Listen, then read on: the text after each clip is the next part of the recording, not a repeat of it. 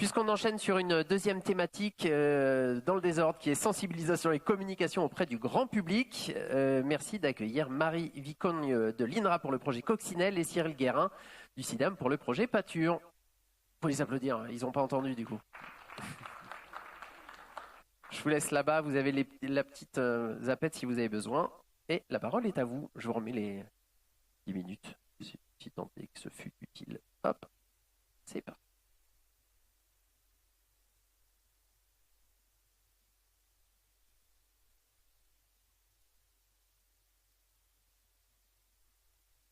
Donc bonjour à tous et à tous, je suis Marie Vicogne et je suis la nouvelle animatrice du projet de recherche Coccinelle.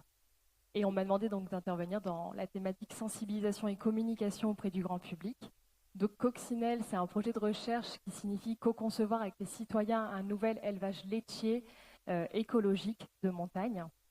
Et donc il est né en 2018 et est porté par Dominique Pommiès, chercheur à l'INRAE, et Chantal Chassin, chercheuse au sein de VET-AgroSup. Donc, Coccinelle est né dans le contexte de l'élevage laitier en Auvergne-Rhône-Alpes. Donc, je ne vais pas forcément vous présenter tous les chiffres parce que vous les avez sûrement en tête. Mais donc, c'est un contexte qui est démographiquement fragilisé avec une exploitation sur deux dont le chef d'exploitation a plus de 55 ans. Et un contexte de décapitalisation et de restructuration forte. Donc, on le sait, il y a moins de vaches laitières sur le territoire. Et il y a une diminution des exploitations qui ont moins de 40 vaches et une augmentation des exploitations qui ont plus de 80 vaches laitières. En termes de territoire, on a un territoire plutôt de montagne avec 85% du territoire qui est situé en zone de montagne. C'est des exploitations qui ont des coûts de production supérieurs à celles de la plaine. Et en termes de rôle économique, pour l'élevage laitier en Auvergne-Rhône-Alpes produit 42% du tonnage national des fromages AOP IGP. Donc à l'ensemble de ces enjeux s'ajoutent des défis d'adaptation au changement climatique et une demande sociétale qui augmente et qui est de plus en plus forte avec ces contradictions. Donc le projet de recherche Coccinelle s'inscrit vraiment dans ce contexte avec comme finalité reconnecter élevage et société par le biais de la recherche et favoriser la durabilité des systèmes d'élevage laitier dans un contexte de changements globaux, d'incertitudes et de controverses. Et l'ambition, et c'est la raison pour laquelle je présente Coccinelle aujourd'hui, c'est que l'ambition du projet est d'impliquer des éleveurs et des citoyens dans la co-construction de solutions. Et on va voir à quel niveau on interagit avec eux. Donc tout d'abord, le projet de recherche Coccinelle a été construit grâce à un réseau d'acteurs qui forment donc le collectif Coccinelle. Donc ce réseau d'acteurs est composé donc de scientifiques, de VET-AgroSup et d'INRAE. Donc ce sont les personnes qui copilotent le projet de recherche. Il y a ensuite des techniciens de l'unité expérimentale l'Herbipole à Marcenat. Il y a des acteurs territoriaux, tels que par exemple des personnes du parc naturel régional des volcans d'Auvergne. Il y a des conseillers agricoles, des éleveurs, des animateurs d'associations d'éleveurs. Et il y a des citoyens. Donc dans le cadre de notre projet de recherche, les citoyens, c'est toutes les personnes qui ne travaillent pas dans le secteur agricole. Et donc pour faire la coordination du projet de recherche, il y a l'animatrice, un animateur, et en l'occurrence, c'est moi depuis le mois de mai. Donc le projet de recherche Coccinelle a donc des citoyens qui sont dans le collectif, donc qui œuvrent et qui construisent avec les chercheurs le projet de recherche, mais on va voir par la suite que le projet va aussi à la rencontre de citoyens. Donc tout d'abord, par rapport aux citoyens qui sont vraiment dans le collectif, on va faire un zoom sur ceux qui sont dans Marcinelle. Alors Marcinelle, c'est une de nos actions phares. C'est l'expérimentation système qui est menée à l'Herbipole de Marcenat, qui a pour objectif biotechnique d'expérimenter des combinaisons de pratiques agroécologiques en rupture et ou risquées pour les éleveurs. En objet d'étude, c'est une mini-ferme de 28 vaches laitières et de 60 hectares qui ont été mises à disposition par l'Herbipole. Grosso modo, cette expérimentation, elle est régie par un comité technique multi-acteurs de 10 à 12 personnes qui a comme composition les responsables de suivi de l'expérimentation, le personnel de l'Herbipole de Marcenat, des éleveurs, des membres du développement agricole, des acteurs territoriaux et des citoyens locaux en l'occurrence. Et donc on peut se poser la question de comment toutes ces personnes font pour prendre des décisions. Et donc justement, ça a été construit collectivement avec un peu comme une règle. enfin en tout cas un principe. Donc les questions biotechniques sont posées par les responsables de suivi et elles sont soit adressées pour avis consultatif à l'ensemble des membres du collectif, soit directement à ces 10-12 personnes qui composent le comité technique. Et l'idée, et ça c'est vraiment un des points qu'il faut retenir, c'est que les questions biotechniques ne sont jamais posées telles quelles, c'est qu'elles sont toujours accompagnées d'informations et de connaissances pour que les personnes qui doivent prendre une décision aient un minimum d'informations, un minimum de connaissances techniques vulgarisées pour prendre la bonne décision selon leurs valeurs, selon leurs envies, selon leurs besoins. Donc voilà, c'est analysé par le comité technique, une décision est prise et elle est communiquée aux membres du collectif et mise en application directement au sein de l'expérimentation système. Le deuxième point que je voulais mettre en évidence, c'est que le projet de recherche coccinelle va à la rencontre des citoyens. Donc où est-ce que l'on va? Ça peut être au niveau de salons internationaux, tels que le Salon international de l'agriculture à Paris, ça peut être au sommet de l'élevage à Cournon, ça peut être à des endroits un peu plus locaux, tels que la fête des patrimoines volcaniques, qui est organisée tous les ans par le Parc naturel régional des volcans d'Auvergne, à Eda. Ça peut être auprès d'un public cible. Donc, par exemple, à Marcenat, on est en train de mettre en place un sentier pédagogique, donc c'est-à-dire une petite marche qui fait tout peine 5 km autour de l'aire Bipole, et donc qui a pour cible les randonneurs. Ou ça peut être dans le cadre, par exemple, en février 2026, on va intervenir dans le cadre des universités ouvertes Clermont-Auvergne. Et donc, on sait que là, on va rencontrer en général des retraités, CSP+, de Clermont et Métropole. Donc maintenant, comment on va à la rencontre? Parce que forcément, on y va avec un stand en général et avec un peu de contenu. Donc là, je vous ai mis 3 photos pour illustrer ce que l'on propose au grand public quand on va à leur rencontre.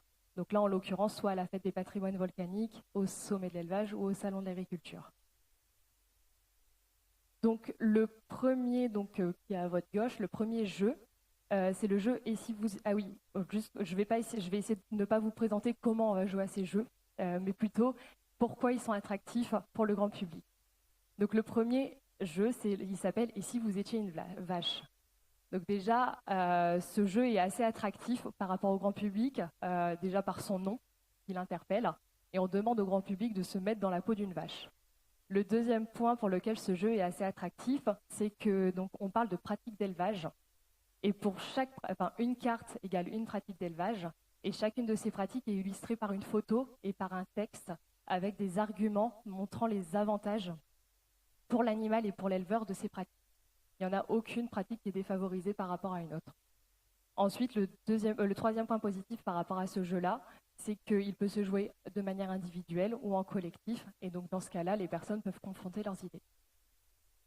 Le deuxième jeu que je souhaitais vous mettre en évidence, alors lui, pour le coup, il n'a pas encore de nom, donc on est vraiment, on a besoin d'aide par rapport à ce jeu. Donc, 2 points positifs par rapport à ce jeu, qui le rendent attractif, c'est que celui-ci, il nous fait réfléchir sur nos valeurs. Et les valeurs, tout le monde en a au fond de soi, et elles nous sont propres. Et donc là, en l'occurrence, c'est les valeurs de la ferme laitière agroécologique. Et deuxième point, c'est qu'il peut se jouer aussi de manière individuelle ou en collectif. Le troisième jeu, c'est le jeu du botaniste en herbe. Et donc cette fois-ci, il est un peu différent des autres. Alors déjà, c'est le plus coloré. C'est le jeu qui peut se jouer aussi bien si on a 7 ou 8 ans jusqu'à 70 ans ou plus. Et c'est un jeu qui peut se jouer super rapidement et qui permet en fait d'identifier et de comprendre quels sont les points, les déterminants pour reconnaître une plante quand on va randonner ou dans une prairie. Donc là, je vous ai présenté des jeux qui sont mis en évidence dans des événements de manière très ponctuelle. Mais il faut savoir aussi que pour garder un lien donc, avec les citoyens tout au long de l'année, on a mis en place différentes choses au sein du projet Coccinelle. On a un site internet qu'on essaye de rendre assez actif. On a une infolette qui sort à peu près tous les trimestres.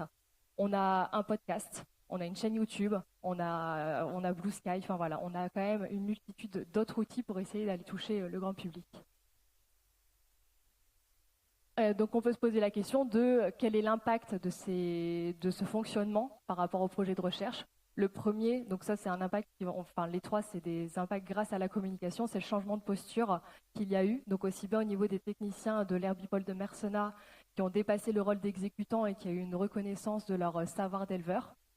Et les scientifiques, changement de posture aussi de leur part, où il y a une remise en question sur leur façon d'expérimenter et leur façon de transmettre.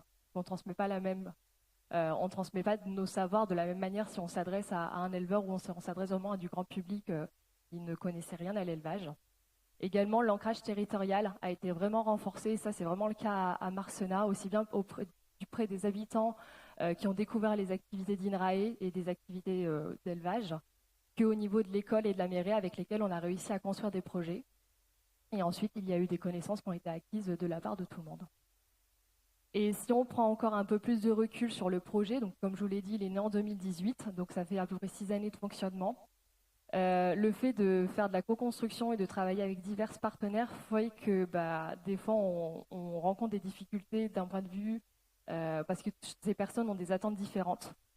Également, vous avez peut-être pu le remarquer, mais on a eu des difficultés pour recruter des membres de l'aval. Voilà, ce projet de recherche est quand même assez tiré sur l'amont. Et également, des fois, certains de nos partenaires soit sont pas disponibles, sont pas toujours disponibles, ou soit ont eu des difficultés financières pour pouvoir participer à nos diverses réunions. Et par contre, ce qu'on a appris, c'est que dans un processus tel que celui-ci, et surtout quand on travaille avec des citoyens, c'est qu'il faut savoir se donner le temps et que c'est pas linéaire et qu'il est très important d'établir des relations de confiance. Et je terminerai là-dessus, c'est nos challenges pour l'avenir par rapport à ce projet de recherche. Donc c'est un projet de recherche qui est sur, on va dire, la fin d'un cycle et on souhaite imaginer une suite.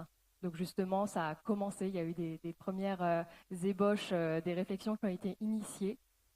On souhaite toujours se saisir des opportunités, notamment des opportunités européennes, parce que ça, je ne vous en ai pas parlé, mais on est mis dans un plus gros dispositif européen comme un laboratoire vivant, justement sur comment on travaille avec ces citoyens, comment on fait de la co-construction.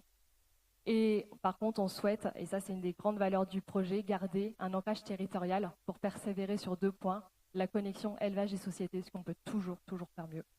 Et par rapport à la valorisation des veaux laitiers, parce que donc ça c'était un des points qui était ressorti des ateliers menés par une de nos anciennes doctorantes, et qui avait beaucoup posé de questions de la part des citoyens sur que deviennent ces veaux laitiers et comment on les valorise. Et on a encore du travail à faire, en tout cas nous dans ce cadre de ce projet de recherche. Voilà, je vous remercie pour votre attention et donc j'ai remis un petit QR code qui ramène sur notre site web et sur Blue Sky. Merci. Merci beaucoup pour cette présentation. Et Cyril, la parole est à vous. Donc, bonjour à tous, Cyril Guérin, je suis en charge de l'animation de Pâture pour le compte du CIDAM, dont je vais vous parler tout de suite. Donc, pour contextualiser un petit peu, donc un peu comme sur tous les projets, l'élevage herbagé du Massif central qui est un modèle vertueux et d'avenir est cependant fragilisé pour plusieurs raisons, les difficultés dont on a parlé à nombreuses reprises de renouvellement des générations des agriculteurs qui partent à la retraite, la concurrence des viandes étrangères importées qui viennent également fragiliser notre modèle, certains choix politiques ou des nouvelles habitudes de consommation. Voilà, tous ces facteurs-là viennent fragiliser un modèle pourtant est vertueux. Donc face à ce constat-là, on a décidé de faire quelque chose pour défendre ce modèle en le valorisant auprès du grand public. Donc pour cela, nous voulions à la fois expliquer ce qu'est l'élevage herbagé au travers d'un volet pédagogique, indiquer que c'est un bon modèle pour notre territoire et qu'il rend de nombreux services, et enfin mobiliser le grand public pour qu'il le défende et qu'il cherche à le protéger. Donc il y avait plusieurs solutions. Notre choix a été de lancer un plan de communication et de créer une marque qui soit facilement identifiable du grand public, qui soit fédératrice et que le consommateur, le grand public puisse s'en emparer pour porter donc ce message de préservation de notre modèle. Donc, on a créé Pâture avec l'aide d'une agence de communication qui s'appelle Fusée sur Clermont-Ferrand. Voilà, donc du coup, on a élaboré un plan de communication donc avec l'aide de l'agence au travers de différents canaux de communication, à savoir le digital, où on a lancé un site internet, on a animé des réseaux sociaux sur 2 plateformes, Facebook et Instagram. Et puis ensuite, on a apporté du contenu avec la création d'une web série, des reportages photos, des portraits d'éleveurs. Donc ça a été un gros pavé, le pavé digital. Ensuite, on a créé un spot pour diffuser dans les cinémas de la région. Donc un spot d'une 30aine de secondes, très qualitatif. On le diffusera tout à l'heure, ou on peut le diffuser dès maintenant pour que vous puissiez vous rendre compte de ce à quoi ça ressemble. Je sais pas si... Oui, on peut...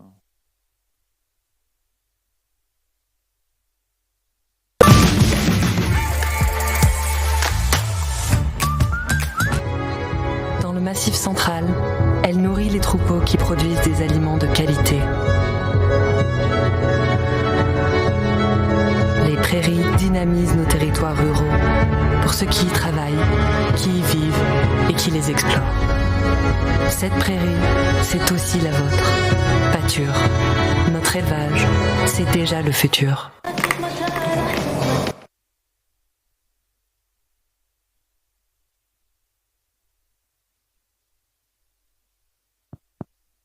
Donc du coup, vous avez pu voir donc la qualité du spot qui a été diffusé dans une vingtaine de cinémas partout dans la région du Massif central, qui ensuite a pu être repris sur les réseaux sociaux. Ensuite, on a développé des outils de communication, notamment l'élaboration d'un livre blanc auquel certains dans cette salle ont peut-être contribué, avec un outil vraiment de référence très complet qui explique de façon assez pédagogique ce qu'est l'élevage herbager dans le Massif central. On a développé aussi des flyers de présentation qu'on a utilisés, comme vous, on allait à la rencontre du grand public lors de manifestations et on a diffusé des flyers de présentation de la démarche, des cartes à planter également qui reprenaient, qui expliquaient ce qu'était la démarche pâture. Un autre volet, c'est l'événementiel. On était présent sur le salon Origine Auvergne lors du lancement de la démarche fin 2024. Et là, il y a quelques jours, ce week-end, on avait un stand en plein milieu, hyper bien positionné pour aller à la rencontre du public. Et on a organisé aussi ce qu'on a appelé des week-ends pâture, 4 week-ends pâture, où en fait on allait sur des manifestations où on prenait un emplacement, tout comme vous. Où on prenait un emplacement et on a mis en place tout un tas d'animations pour essayer de capter les visiteurs et de porter nos messages. Et enfin, ensuite, on a été au contact de la presse en faisant des envois de communiqués, notamment au moment du lancement de la démarche et lors de la sortie du livre blanc. Donc pour rentrer un petit peu dans le détail, le spot cinéma, donc du coup, on vient de le diffuser. On avait décidé de partir sur ce canal de communication parce que c'est un canal qui est quand même assez captif. Lorsqu'on ressort de la salle de cinéma, généralement, on a retenu les différents messages qu'on a voulu faire passer. Donc c'est pour ça qu'on était parti sur ce canal de communication. Ensuite, au niveau du digital, donc on a priorisé 2 plateformes réseaux sociaux, c'est-à-dire Facebook et Instagram, les plus utilisés certainement. Et je vous ai mis quelques chiffres, notamment sur le nombre de personnes qu'on a réussi à toucher. Donc on est sur des chiffres à septembre 2025, donc on avait touché environ 265 000 personnes, ce qui est un résultat plutôt flatteur. J'ai pu mettre quelques captures écran aussi des publications qui ont le mieux fonctionné. Donc on voit quand même que on est sur des publications qui sont likées par près de 1000 personnes, par exemple sur celle de droite, ce qui sont des scores qui sont tout à fait surprenants et assez flatteurs. Donc on peut se rendre compte que par l'intermédiaire des réseaux sociaux, on arrive à toucher un grand nombre de personnes.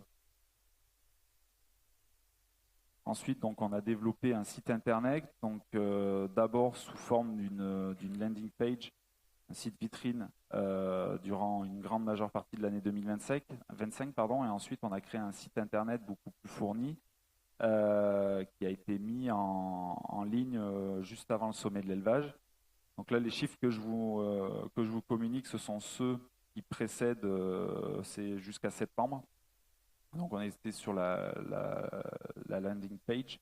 Donc on a eu quand même 750 visiteurs et vous pouvez voir qu'on a beaucoup d'entrées directes. Donc c'est aussi le fait qu'on a beaucoup communiqué sur notre démarche et qu'on a des personnes qui sont allées directement rechercher ce qu'était Pâture. Et ensuite on a apporté pas mal de contenu avec l'aide encore une fois de l'agence qui plus est. Avec donc une web série qui s'appelle Chloé dans les prés pour faire référence à Emily in Paris, qui est une série qui est très vue notamment sur la plateforme Netflix. Voilà, donc c'était un petit clin d'œil un peu sympa, un petit peu décalé. Et ensuite on a fait des portraits d'éleveurs, ce que vous aviez commencé de diffuser tout à l'heure. Et aussi, on allait chercher de la matière avec des reportages photos. Donc, l'idée, c'était vraiment d'avoir un maximum de matière et et de la matière très qualitative avec de belles photos qui mettent vraiment en valeur le territoire du Massif central. Ensuite, je vous ai mis quelques coupures presse pour montrer les retombées médias. Donc, on a été suite à la diffusion des des communiqués de presse, on a réussi à avoir quelques retombées dans les presses quotidiennes régionales et également dans les radios locales.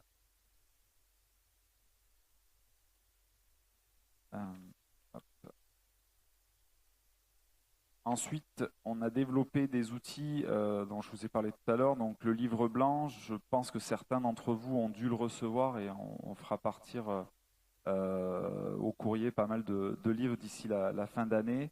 Donc c'est vraiment un outil très pédagogique qui permet à chacun de comprendre, d'apprendre ou d'approfondir ses connaissances sur l'élevage herbagé du Massif central et qui permet de sensibiliser sur l'importance de conserver ce modèle et l'intérêt de le protéger, et puis aussi sur le fait de finalement aux personnes à qui on s'adresse, au grand public, de s'emparer de ce sujet et ensuite de prêcher la bonne parole à leur tour. Bon, ensuite, le reste, je vous en ai parlé brièvement tout à l'heure, donc des flyers de présentation et des cartes à planter. Cartes à planter qui permettaient d'éviter de retomber dans des goodies made in China à diffuser auprès des consommateurs ou des visiteurs lors de nos échanges. Et enfin, ce qui me tient particulièrement à cœur, parce que c'est moi qui ai pu construire ces événements. Donc du coup, on a été présent lors d'Origine Auvergne, ce que je vous disais tout à l'heure, lors du lancement de la démarche, puis en 2025.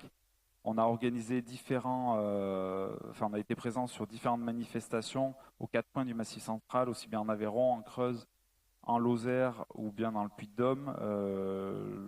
Donc ça, c'est un point important parce que tout comme Coccinelle, je rebondis sur ce que vous disiez tout à l'heure, mais c'est un moyen pour nous d'apporter de l'humain, qui est des visages derrière une démarche. C'est aussi d'aller échanger avec le grand public. On est plus sur du digital, là on est sur, on va à la rencontre du public, on va prêcher la bonne parole. Et on a aussi les retours en instantané des consommateurs. Et au travers de ces différents événements, on se rend compte qu'on est toujours bien reçu, qu'on est soutenu qu'on est soutenu, que les gens sont d'accord avec ce que l'on essaye de défendre, avec les messages qu'on est en train de porter. Et donc c'est à la fois valorisant, et ça veut dire qu'on est dans le bon chemin.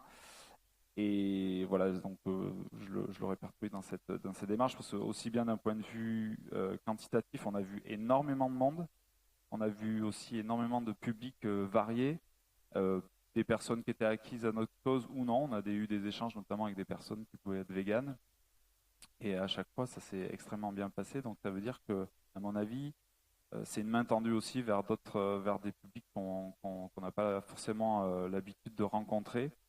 Mais voilà, on peut retenir de tout ça en tout cas, c'est qu'à chaque fois l'accueil est extrêmement positif et on ressent vraiment un frémissement et qu'il y a quelque chose, qu'on est dans la bonne voie. Et pour terminer, moi je dirais que effectivement on est certes dans la bonne voie, mais ce serait dommage que ça se termine que maintenant finalement, puisque il y a une certaine forme d'inertie sur ce type de communication. Il faut lui laisser du temps, au moins 3, 5, 10 ans, je ne sais pas, mais en tout cas c'est vrai que on est sur des démarches qui nécessitent un temps long, et ce serait dommage que ça s'arrête là, parce que sinon ce serait presque un coup d'épée dans l'eau. Donc voilà, si on veut récolter les fruits de ce qu'on a semé, je pense j'espère qu'on arrivera à perdurer et à passer plusieurs années pour pouvoir imprimer dans la tête des consommateurs et des gens qui nous soutiennent. Voilà, merci. Merci à vous deux pour ces projets hyper enthousiasmants. Y a-t-il des questions dans la salle, s'il vous plaît?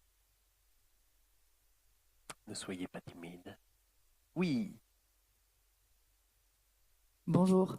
Oui, Clémentine Lacour, chambre d'agriculture du Puy-de-Dôme. Moi, j'avais une petite question à Marie. Je voulais savoir, les jeux que tu as présentés, tu les as présentés comme des jeux pour communiquer.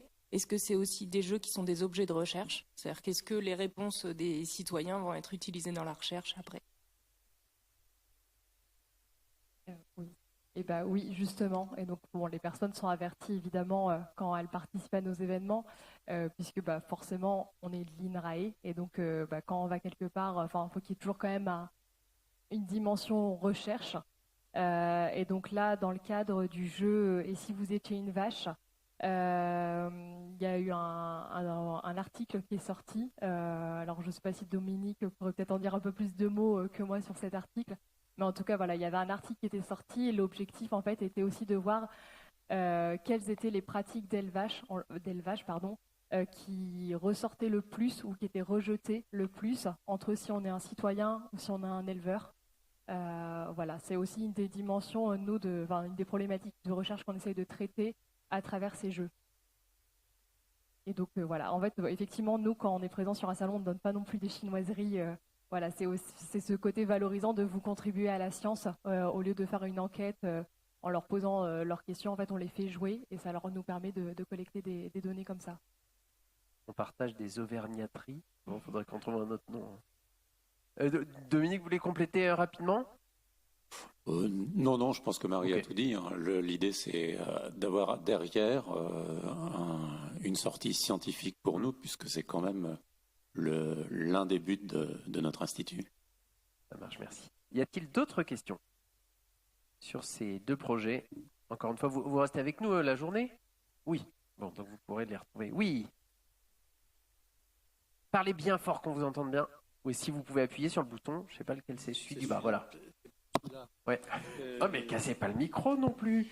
Est-ce que vous avez évoqué le problème de l'arrivée du loup dans le Massif central dans votre projet Pâture? Parce que c'est un sujet très communicant en général. Et frais. Je pense que l'argumentaire serait intéressant à développer. Non, on n'a pas spécifiquement abordé cette thématique-là, mais je le prends en bonne note et je ferai remonter l'information à mes élus pour voir si on peut acter sur ce point-là pour l'année prochaine. En tout cas, ça va être un sujet qui va être intégré d'une manière ou d'une autre. À considérer, quoi. Bien sûr. Ouais. Merci. Merci. Oui, une question là-bas, Eric. Oui, une question à Marie. L'objet d'étude de Maricel, qui était 28 VL, 60 hectares, il a été positionné, choisi comment? Parce qu'on sait. La taille de la mammifère, oui. Ouais. Alors là, je vois Dominique a déjà ouvert son micro, parce que c'est donc lui un des responsables du suivi de l'expérimentation. Oui, en fait, il est dimensionné pour pouvoir... D'abord, il est dimensionné vis-à-vis de la ferme expérimentale où on ne pouvait pas accaparer l'intégralité de la ferme expérimentale. Et puis, c'est un système qui est dimensionné pour une personne. Voilà, c'est pour ça, essentiellement. J'imagine la question derrière, c'est pourquoi pas plus grand en termes de volume de production et tout ça? peut-être justement pour étudier, enfin je ne sais pas, étudier une taille qui serait peut-être plus résiliente par rapport à d'autres, non? Non, je dirais que c'est la taille minimale pour. Okay. C'est sûr que si on avait pu faire un élevage un petit peu plus productif avec une quarantaine de vaches, ça aurait été peut-être mieux pour l'aspect démonstratif. Mais là, ça colle tout à fait quand même avec certains types d'élevage. C'est vrai que ça a été dit tout à l'heure, les élevages ont plutôt tendance à augmenter dans le Massif central. Mais quand on a imaginé cet élevage, c'était déjà il y a plus de 6 ans, c'était déjà une idée. Voilà. Les résultats, allez voir. Ils sont disponibles, accessibles, les résultats? Sur le site internet. Voilà, sur le site internet. Eh bien, merci. Bruno, une dernière question. J'ai une question aussi à Marie. C'est comment vous avez choisi les représentations citoyennes, justement, parce que souvent on se pose la question. Il y avait des citoyens, du coup, comment le choix a été fait? Alors, je ne sais pas si c'est vraiment un choix qui a été fait. Enfin, en tout cas, le choix a été fait de où est-ce qu'on va les recruter. Et donc, en fait, ça a été plus du volontariat. Il y a beaucoup de bouche à oreille aussi qui a fonctionné. Quand, par exemple, on va sur des salons grand public comme ça, quand on parle du projet, on leur dit, nous, il y a des citoyens et il y a des personnes qui sont intéressées, disent, oui, mettez-nous dans la boucle et en fait, si on est disponible, on vient. Donc, on n'a pas été choisir la personne vraiment, c'est plutôt elles qui sont venues à nous par intérêt. Voilà, et un des défauts justement de ce système, c'est que c'est pas forcément les mêmes personnes depuis le début. Donc il y a des personnes qui forcément, on peut appeler ça un défaut, ça peut avoir ses avantages, mais il y a des personnes qui sont là depuis le début, mais pas toutes, notamment au niveau des citoyens. Donc voilà, c'est plus du bouche à oreille, le fait d'avoir parlé du projet. Il me semble que Philippine, qui avait fait sa thèse sur l'inclusion des citoyens, a été sur les marchés, a été en sortie de magasin, directement à la rencontre des consommateurs. Merci Marie, merci Cyril, merci à vous deux pour ces apports, on peut les applaudir.